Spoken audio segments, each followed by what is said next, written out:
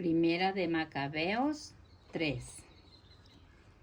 Lo reemplazó su hijo Judá, por sobrenombre Macabeo.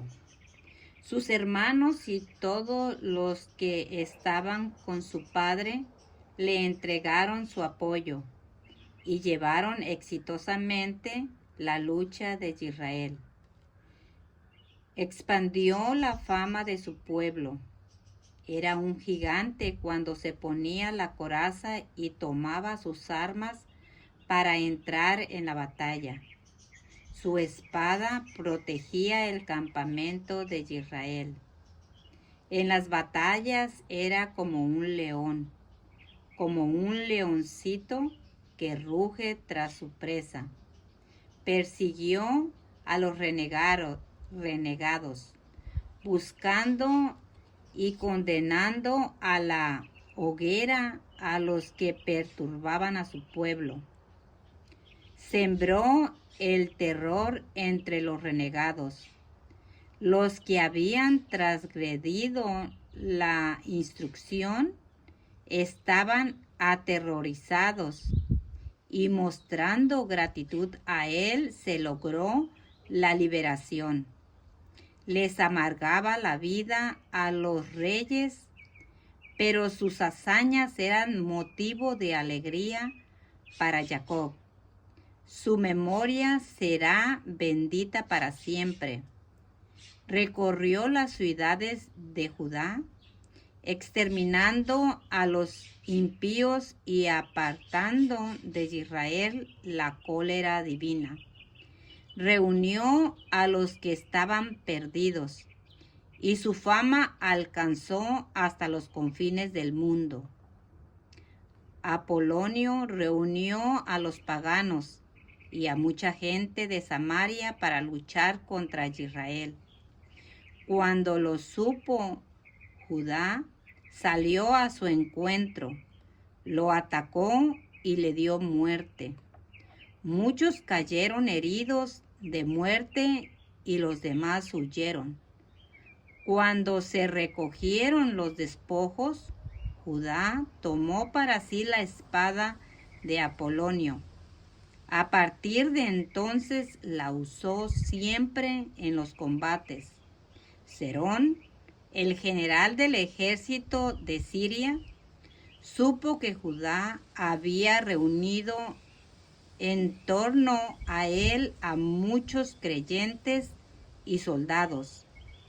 Entonces pensó: esta es la oportunidad para hacerme célebre y para cubrirme de estima en el reino.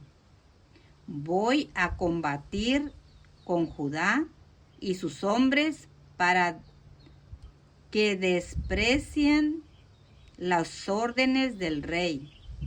Llegó pues con un poderoso ejército de impíos para vengarse de los hijos de Israel. Cuando se acercaba a la subida de Bet-Jorón, Judá salió a su encuentro con un pequeño contingente. Al ver el ejército que avanzaba contra ellos, los hombres de Judá le dijeron: ¿cómo podremos combatir con un ejército tan grande si somos tan pocos? Además estamos sin fuerza porque hoy no hemos comido nada. Judá le respondió: no es difícil que muchos hombres sean vencidos por unos pocos. Para el cielo da lo mismo conceder la salvación con muchos hombres o con unos pocos. Sepan que en la guerra la salvación no es de los más numerosos, sino que la fuerza proviene del cielo.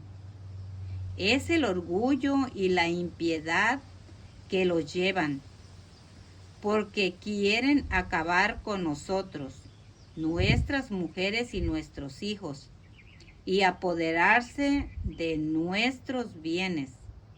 Nosotros, en cambio, defendemos nuestras vidas y nuestras instrucciones, y el cielo los hará añicos ante nuestros ojos. No les teman, pues. Apenas terminó de hablar, se abalanzó sobre ellos de improviso Serón, y sus hombres fueron derrotados. Los persiguieron por la bajada de Bet-Jorón hasta la muralla. Murieron como 800 hombres, y los demás huyeron al país de los filisteos. Comenzaron a temer a Judá y a sus hermanos, y se apoderó el pánico de todas las naciones vecinas. Su fama llegó hasta el rey, y todos los pueblos comentaron las batallas de Judá.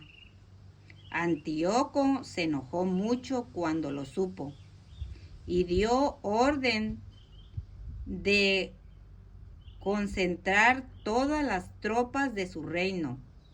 Era un ejército formidable. Abrió sus cofres y dio a las tropas el sueldo de un año, pidiéndoles que se quedaran en pie de guerra. Luego se dio cuenta de que faltaba el dinero en sus arcas y que habían disminuido los impuestos de la provincia a causa de las divisiones y de los otros problemas que él mismo había provocado al suprimir en el país las leyes que existían desde siempre. Acostumbraba a gastar y regalar, como no lo habían hecho los reyes que habían estado antes que él. Pero entonces tuvo miedo de que no tuviera lo suficiente para hacer frente a tantos gastos. Al verse en serias dificultades, decidió dirigirse a Persia para recaudar los impuestos de las provincias y regresar con mucho dinero. Dejó pues a Lisias, un noble de la familia real, como encargado de sus asuntos desde el Éufrates hasta la frontera con Egipto. Lisias debía cuidar de su hijo Antíoco hasta su vuelta. Le pasó la mitad de su ejército con los elefantes y le dio instrucciones sobre todo y muy especialmente sobre los habitantes de Judá y de Jerusalén. Tenía que despachar en contra de ellos a un ejército para que los aplastase, eliminar las fuerzas de Israel y el pequeño resto de Jerusalén, para que no se volviera a hablar más de esa ciudad. Después de eso, instalaría extranjeros en todo el territorio y les distribuiría esas tierras. El rey tomó a otra mitad del ejército y salió de su capital de Antioquía el año 157. Atravesó el Éufrates y se adentró en las provincias de la montaña. Lisias escogió entre los amigos del rey a Ptolomeo, hijo de Dorimeneo, Nicanor y Gorgias, todos personajes influyentes. Junto con ellos se envió a 40,000 soldados de infantería y 7,000 de caballería para invadir y destruir el territorio de Judá, según la orden del rey. Gorgias se puso en marcha con todo ese ejército y llegó hasta cerca de Maús, en la llanura costera. Allí instaló su campamento.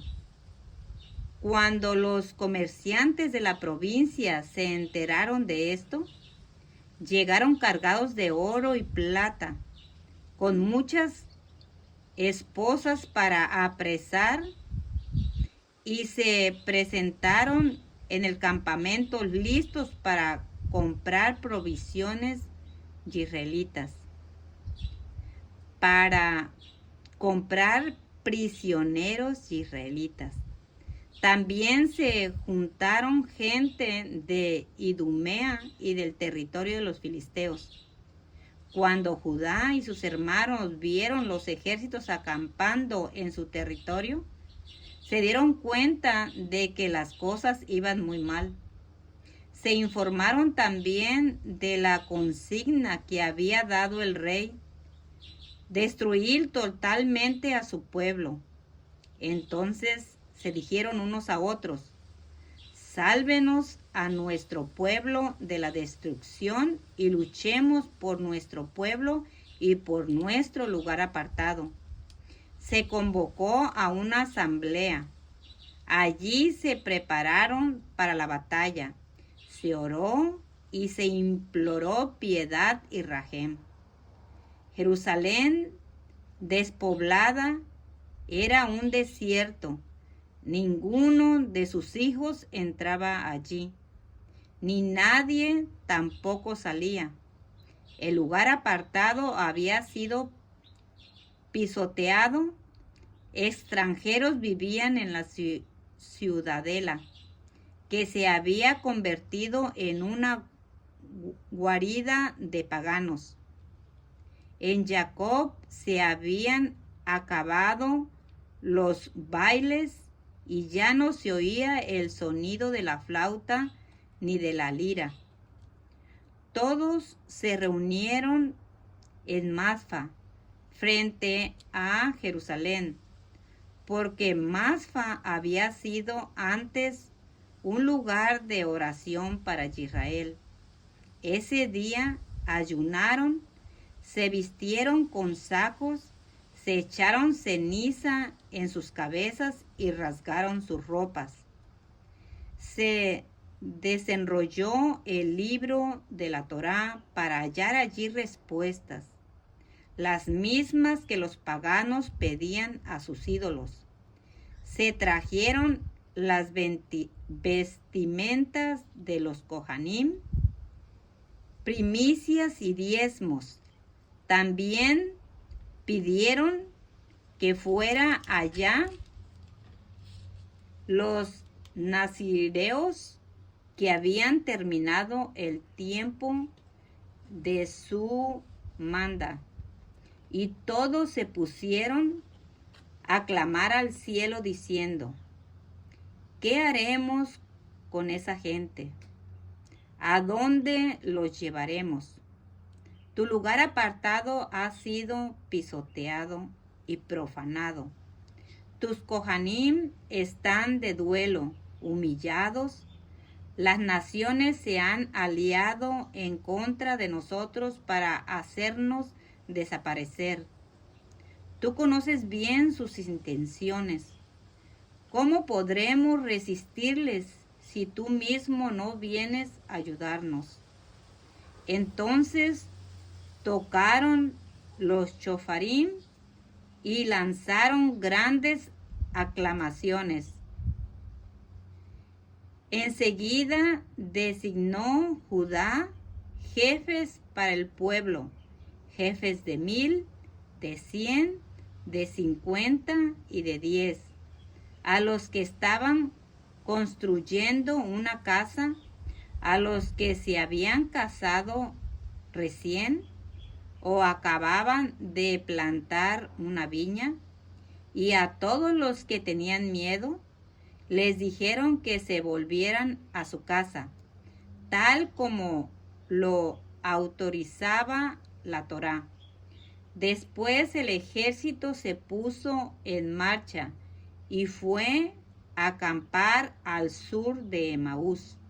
Judá les dijo: cada cual tome su equipo y sean valientes. Estén listos para pelear mañana con esas naciones que se han congregado en contra de nosotros para destruirnos, a nosotros y a nuestro lugar apartado. Es mejor para nosotros morir en la batalla que contemplar la destrucción de nuestro pueblo y de nuestro lugar apartado. Que sea lo que el cielo quiera.